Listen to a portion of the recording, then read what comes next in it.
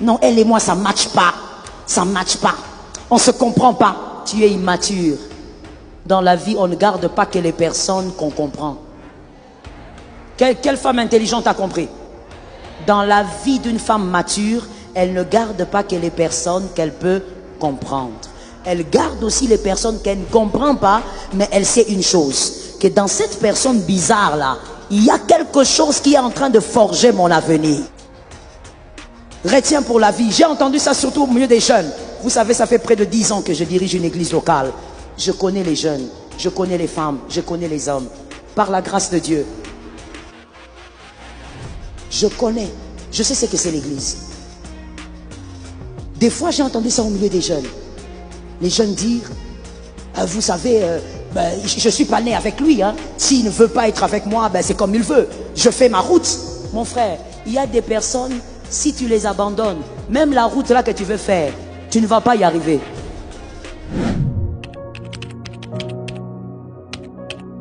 Ainsi, je dis à une femme, arrête un peu d'être trop émotionnelle tout le temps.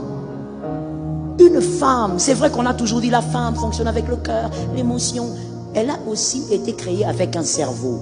La Bible n'a pas dit Dieu a pris les neurones pour créer la femme. Il n'a pas pris les neurones d'Adam, il a pris la côte. C'est-à-dire, même mariée, la femme a son cerveau.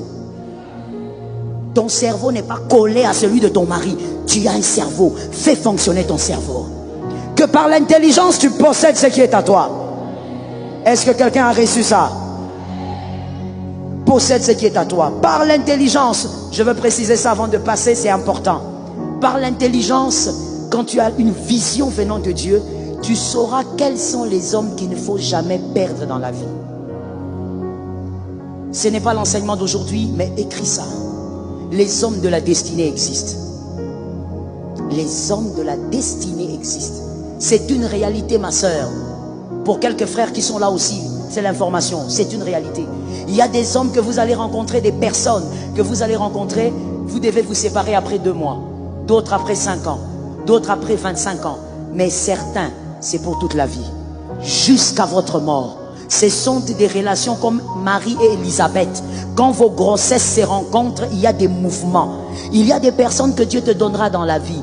Tu ne devras jamais te séparer de ces personnes. Même si vous êtes à des kilomètres. Toi, tu es à Lubumbashi. Lui, il vit au Canada. Mais c'est une connexion que Dieu t'a donnée. Tu dois garder cette connexion-là. Il y a des hommes. Et ça, ma soeur, c'est l'intelligence. Ce n'est pas l'onction.